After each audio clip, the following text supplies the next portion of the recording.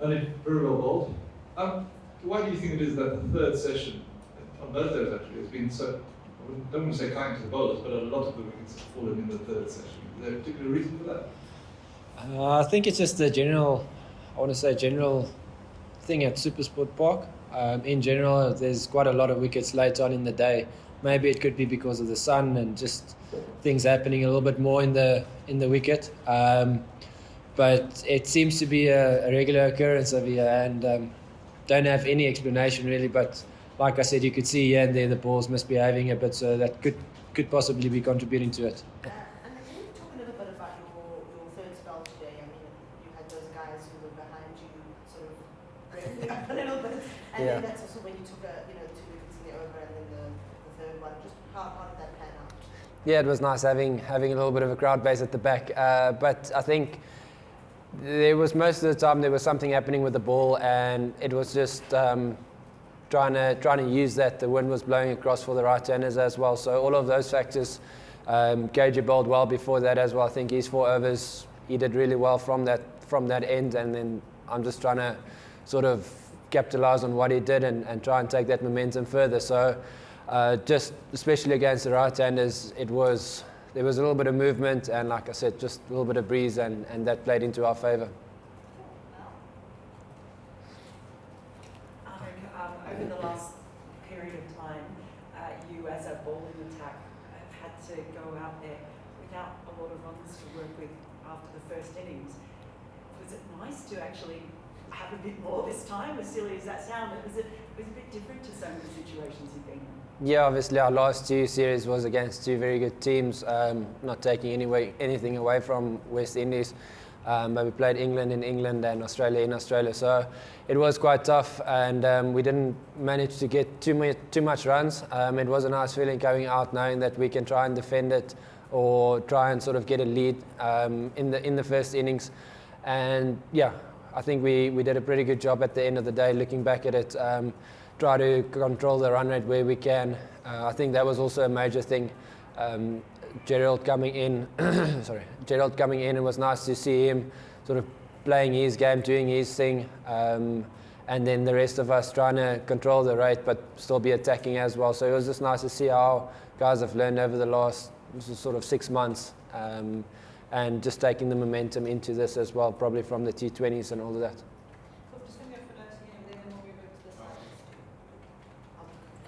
And I think you kept Gerald, and just how do you think he did today? It was a big occasion, his family were here, and obviously he's a bit of a character. Yeah, very happy for him. He deserves it. He's been bowling lots of overs. He's been bowling high paces domestically. He was with us for England with the white ball. He was with us for Australia for the red ball. Seeing him develop as well, Langeveld helped him a little bit here and there, and just sort of getting small twitches, and really happy for him to finally get the wicket. I think we all could see the celebration and how happy he was after that first wicket, and I'm sure it's going to be a long career for him going forward. You made mention of trying to keep run rates under control.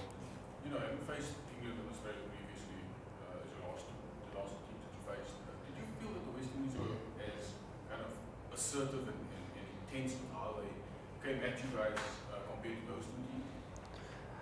Oh, we didn't play them at Centurion, so it is a bit different.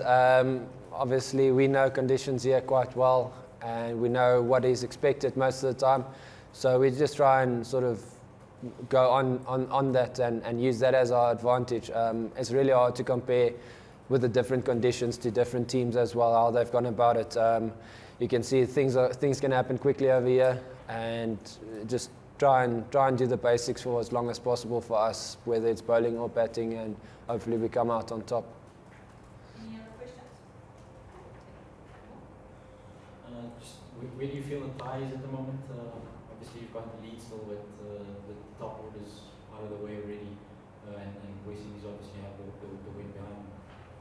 Yeah, so hopefully tomorrow we can come up with a partnership. I think that's obviously going to be crucial for us to try and get a partnership.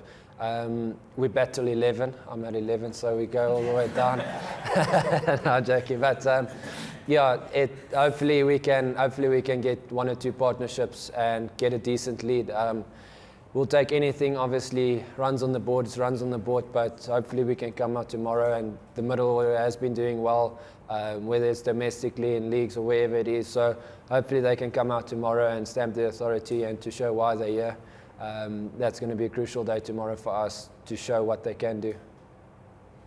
Great. For those, you want to wrap this up? Can I just ask you? Yeah, that's right. I mean, Jason Holder was in before you, and he was commemorating 150 wickets and 2,500 runs or whatever it was, and talking about like the milestones and how West Indies don't play so much that guys can rack up milestones. I mean, South Africa in a similar position, and you got a 5 for today. Do you think about things like that, and like when will I get my next whatever number wicket, or how important is that? It's obviously special on the occasion when we get an opportunity to take a 5 or to get one of those milestones.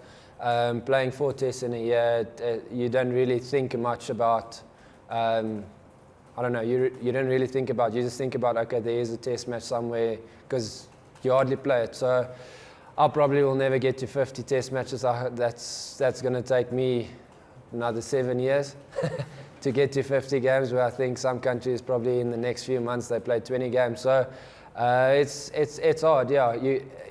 You can't compare what the greats have done for South Africa in the past as well. They played a lot of test cricket. That was their main format, where now we sort of, like I said, 4 games, I think 8 games or 10 games in 2 years probably, not sure what it is exactly, but yeah, so it's very limited. And when we do get an opportunity, it's really nice to come out and just focus on what we have to do.